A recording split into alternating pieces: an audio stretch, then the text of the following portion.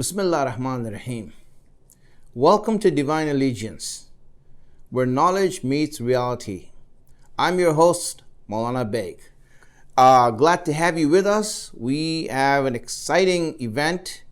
First of all, Mubarak and congratulations to everyone out there on the advent of the month of Shaban. It is a very sacred month. And the Prophet of Allah has said that this is my month, and Allah has given it a special significance.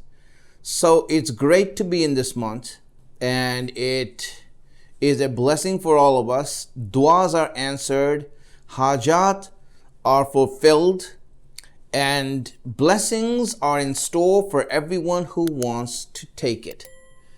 And this month is great. One of the important aspects of this month, truly, it's amazing. And this is something that I really was looking at this month, and I was looking at the events of this month. Karbala happened in Muharram, but it was born in Shaban. Can you imagine how beautiful that is? Almost every important figure of this historical event, of this magnificent event, every one of them were born in Shaban. We start with the birth of Imam Hussein. We start with the birth of Hazrat Abbas, of Imam Sajjad, of Hazrat Qasim, of Hazrat Ali Akbar, of Bibi Zainab, according to some hadiths. All of these characters, the heroes of Allah's mission, were born in the month of Shaban. It is an amazing time, and truly it is a great occasion for us. So I am happy being able to reach out to you in this month and wanting to talk to you regarding Imam Hussein. And we'll also talk I do want to talk a lot about Imam Hussein. I want to talk about Karbala from different aspects, not just one, but different aspects. And really, this is the month to do that. And also, we also have the birthday of Imam Mahdi, Ajalallahu Ta'ala Farajuh Sharif, which is on the 15th of Shaban. And we also want to talk about him this month.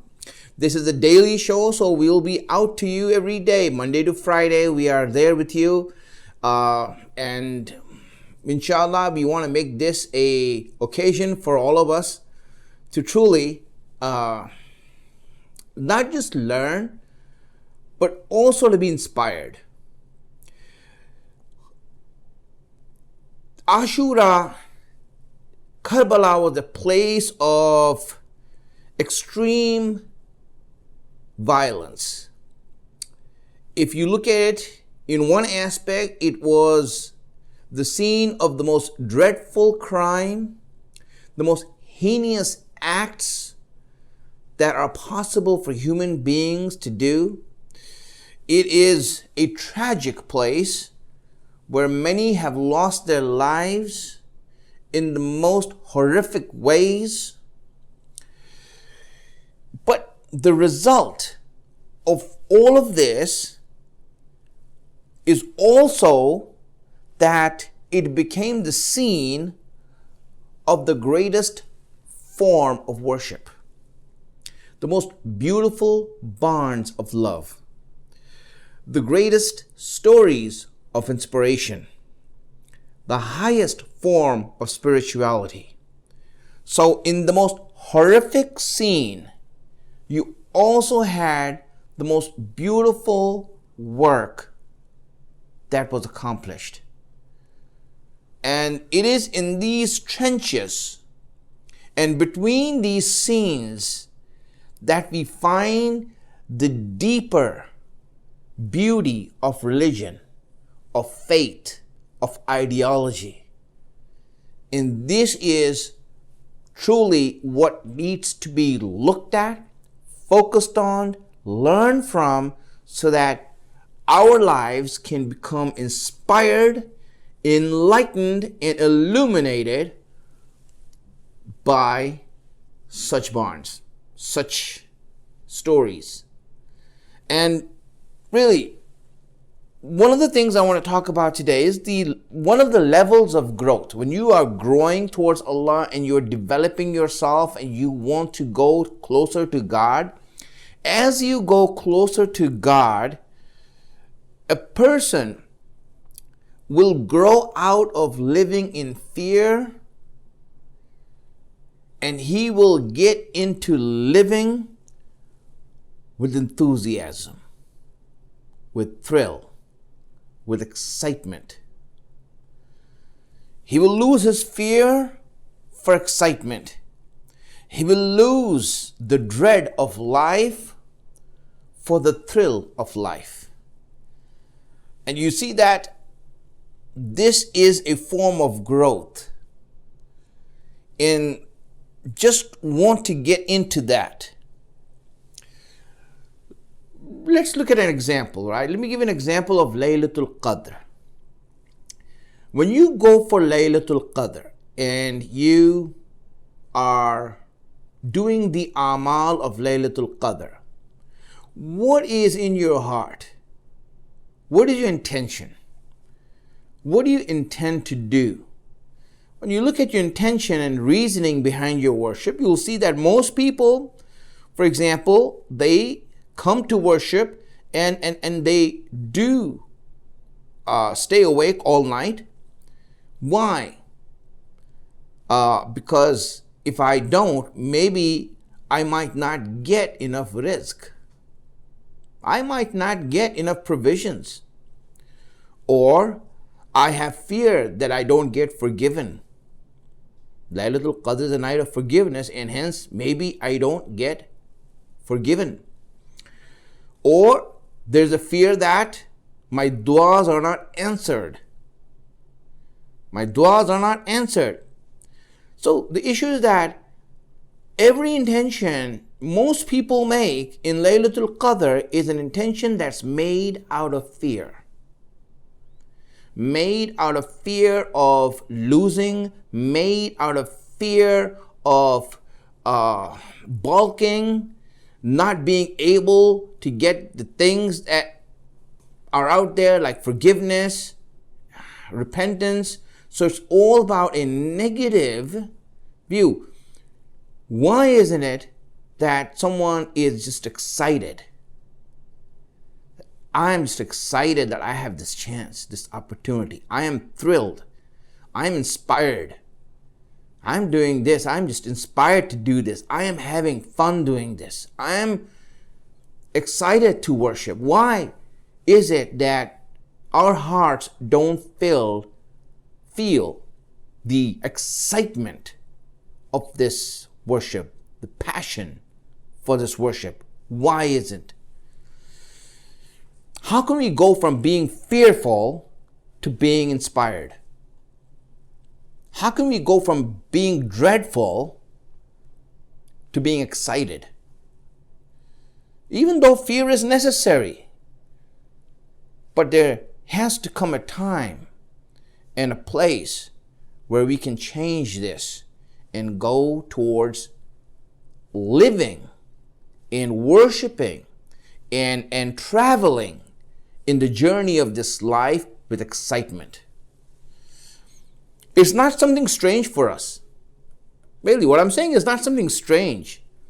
A lot of you might find it strange, but I want you to look at your own self in your childhood. Look back. Let's go back to our childhood. And when you were a child, toddler, child, a kid, teenager even, when you were a child and when you were in your youth, when you used to play, was it out of fear that you played? Your parents tell you that if you don't play, we're going to punish you. And so you played because you were fearful.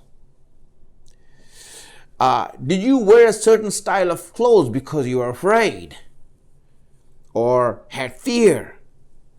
Did you play sports and games out of fear? Truly look at yourself. Did you do this out of fear, or was it the excitement of the game? Was it the enthusiasm, the thrill, the passion, and that you had that? I'm doing this because I'm passionate about it. I'm thrilled about it. What was the reason? Look at yourself and you will see that children and you also as a child used to do things because it was exciting. It was your passion, not your fear. It was an enthusiasm, not being afraid or dreadful or being in pain. Everything that you used to do. So we changed our ways. We got rid of that and we started living in fear. We started living in fear. Now when we look at our lives are led by fear. Fear of poverty. You're afraid that you will become poor. Fear of having no friends, no social life. Fear of being left alone. And nowadays, fear of sickness. Fear of getting a disease. And we see that everyone is running to do things out of fear. It's true, it's out of fear that we do these things. So, how can we get out of that and go towards living an inspired life? A life of passion. And really, if you got what I'm saying, I want to give an example here. Just hear me out. Look at the companions of Imam Hussein. Let's go to the companions of Imam Hussein, and I want to see, in that regard, just look at their example. The companions of Imam Hussein, do you think that they came to Imam Hussein out of fear? That they were afraid of hellfire? That they're afraid?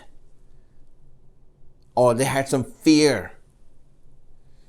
Or do you think that they came forward out of a passion, a zeal, a fervor, keenness and excitement? That they found a treasure, they found something that's so great. I mean, wow, waiting for it all my life, and here it is, I found it. Look at these companions and you honestly ask yourself, what was their motivation? What was their inspiration? Was it fear or was it passion? That's why, my friends, fear multiplies also. If I see someone afraid, then I also become afraid. That's why it says, don't be friends with a coward. Because if you're friends with a coward, you also start thinking like a coward. And here also, but passion and zeal also multiplies. And it multiplies faster and greater than fear. That's why when a person comes to Imam Hussein, when he comes to Karbala and the understanding of Karbala, and he comes to Imam Hussein, you see that passion just rubs off and he finds an inspiration within himself. He finds his light within himself to be really enthusiastic. This is the beauty, my friends. Allah wants Islam to be this way also. This is how He likes Islam to be in people. When people want to submit to Allah, He doesn't want fear to be the prevalent inspiration. It is a beginning step. For many people, fear is a beginning step. And then, but the prevalent and the actual message of Allah is based on passion, on zeal. Let me read this ayat for you, where Allah calls out to people to practice religion in this way. He says, "Fastabiqul khairat." He says, compete with each other in doing good. Competition doesn't lead to fear, it leads to excitement. It leads to a sense of competition, a sense of passion that comes within you. It inspires you to greatness. And so Allah, in the method that He wants us, the approach that He wants us to take in doing good, in submitting, is passion, is zeal, not fear. Here, in another ayat, where Allah expands on this and says, in this ayat, surah number 67, ayat number 2, it says, "Alladhi khalaqal mawta wal hayat li yabluwakum ayyukum ahsanu amala." He says, and he it is who created death and life, that He may try you. For what? Why is He trying you for? To see which one of you is better, is the best in deeds. Which one of you is going to be the best? So there's a competition, a sense of competition that you are now vying with each other, and Allah wants to create an aura, an environment of passion and zeal and fervor and excitement, so you compete against each other for doing good. You see how Allah approaches religion. It's really important that we, as a Muslim who wants to do good, approach things correctly. Allah wants to see who's better. This is a question that is arousing passion and excitement. Now, one more ayat, I will just mention it to you, just so that you have it for reference. This is ayat number from chapter 23, ayat number 61. He says, "Ulaika yusari'una fil khairat wa hum laha sabiqun." He says, these are the people who hasten to good deeds, and they are foremost in attaining them. Meaning that they run towards it, and reach there before anyone else does. These are the first ones to reach there, not the middle ones or the last ones, but the first ones to reach there. That's the idea of practice of religion. And this is why now I want to get back to Imam Hussein. Let's get back to Imam Hussein, and I want to see this, because the Imam Hussein was born in Shaban, the 3rd of Shaban, right, which is going to be tonight.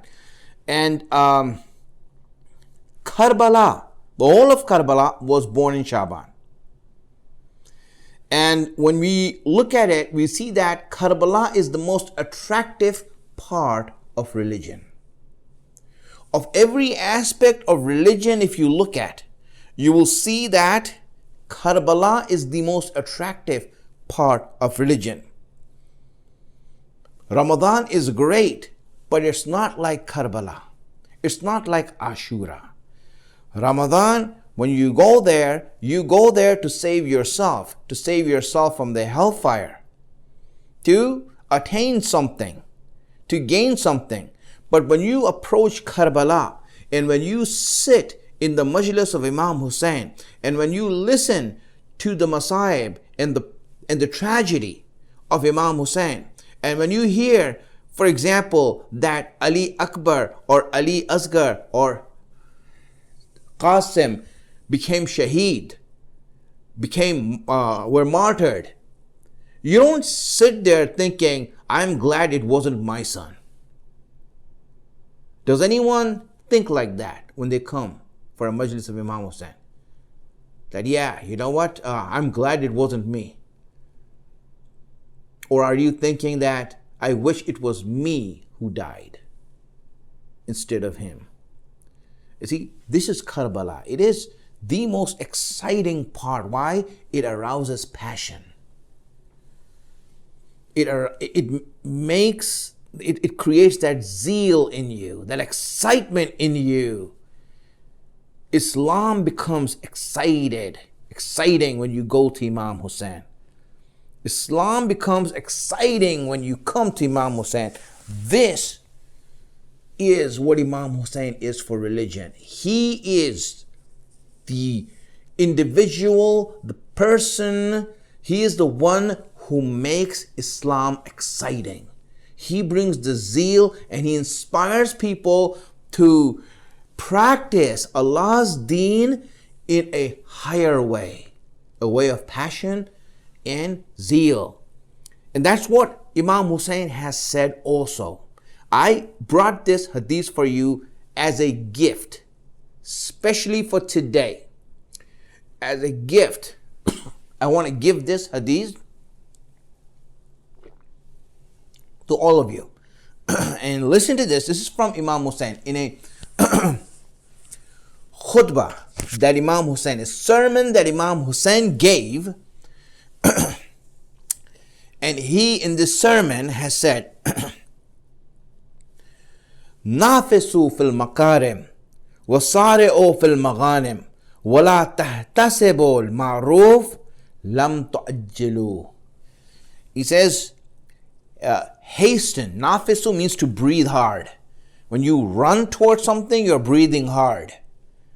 And run towards good things. Wasari'u, and hasten. Sari'u means to hasten towards great deeds and treasures of great deeds.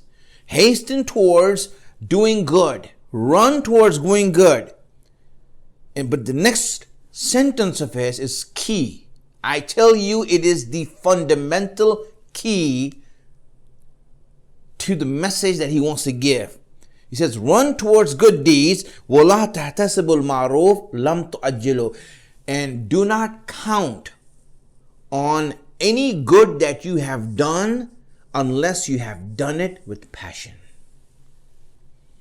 If you did not have passion or zeal and excitement in doing that deed, do not count on it. Do not rely on it. Do not depend on it, meaning that it will not have the effect, the desired effect. It will not be useful for you. Unless something is done with excitement and is done with zeal, really, it's like someone goes for Allah and does not have passion. You stand before Allah and nothing. There's no passion, there's no zeal, no excitement, whatever it is, whatever, let me get over this, He's ridiculing himself. He's really, why are you doing this? This is the reason why Imam Hussein is the crown on the throne of Allah. He is the crown, the beauty behind it. The reason he's the beauty of the throne of Allah is because of the fact that he is the one through whom that passion is gained. He is the one through whom the passion is gained. And that's why when we are in this month of Shaban and we are remembering Imam Hussein, learn the things that he has taught us and inspired us to follow Islam in a greater way, in a higher way, in a higher calling, with that passion and zeal and excitement that it deserves. And we all should be praying in this month, and we should be doing the things that you're supposed to do, reading the du'as and the munajat. Look at the books of Amal and you will find the different things to do in this month. It is a month that Allah has given all of us time. People used to complain to me that, Maulana, if you read Mafatihul Janan or other books of du'as, there are so many du'as, that where do you find the time to do these things? How can you do these things? It's so many of them. And I said, all right, if you had the time, would you do it? Yes, Maulana, of course, if we had the time, we would do it. But, we have job, we have things to do and all that. So, my friends, we have been given a gift. It's called the coronavirus. And it has given us the time to do whatever we can in the month of Shaban. It has come in the month of our worship. Rajab, Shaban, and maybe Ramadan. Right? We don't know. But you know what? Whatever it is, it has come in the season of ibadat to give us free time where we are not going to work, where we have all the free time in the world to do whatever we can. Now, the question is, how do we use this time? What do we do in this time? Are we going to look at that and say that, you know what? This is the first time that I have this. I have the free time. A similar thing happened to Imam Musa Kazim. I just remembered this. I want to say it to you, right? Similar thing happened to Imam Musa Kazim. When he was arrested and he was being sent to jail. So Imam Musa Kazim said, Allah, I thank you for giving me the free time to worship you. I was waiting for this time where I can dedicate myself to you completely. Never had the chance because I had obligations. But now I don't have obligations. And so I can now dedicate myself to you. This is what we are going through right now. And really, we all need to be utilizing the time that we have and truly making ourselves dedicate ourselves to things that are important in our life. Maybe we'll never get this chance again. Who knows what's going to happen in the future? But really, to think that collectively all of us are going to get this chance is very hard to think. Individually, yes, some people might be bedridden, some people might be retired, some people might become old. That's individual, but collectively, this is a huge resource for all of us. Make use of it. You ask for more examples. Someone is asking for more examples of the passion of Imam Hussein, what he inspires us to be. I mean, I don't have to give these examples. You all are examples of this.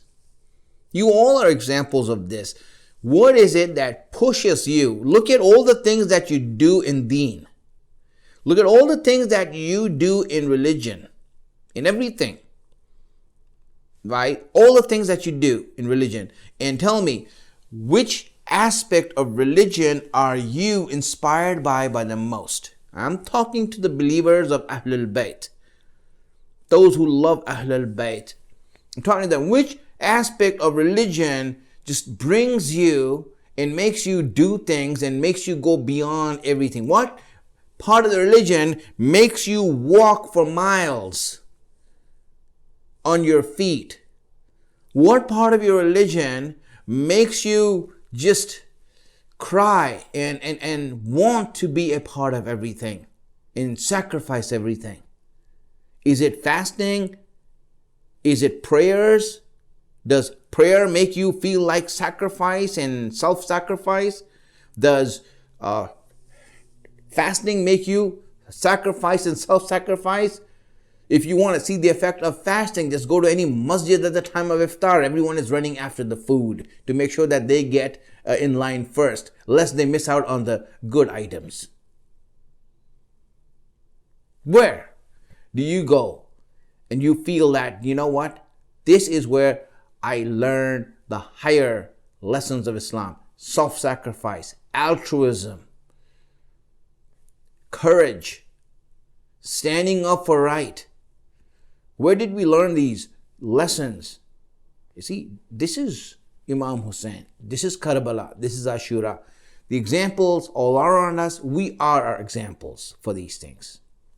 So I pray for all of you to make use of this month. And I ask Allah subhanahu wa ta'ala that in this month of Shaban, that we get the ability to utilize the time that we have and to learn, to be inspired. And we'll be doing this every day. And tomorrow I'm going to go forward with many other things that are going to come. And I'm excited about this month. And I will be there with you every day and on a daily basis. So stay tuned. And you can visit us on YouTube at Divine Allegiance and catch all our videos that I'm making and all the shows that we are making. It is for you, it is for Allah, and it's for us, that we want to have this time together and to learn and to be the best that we can be. Thank you very much. I'm going to leave you now. I'm your host, Maulana Baig, and I will be with you again soon, tomorrow. So you all take care, and wassalamu alaikum wa rahmatullah wa barakatuh.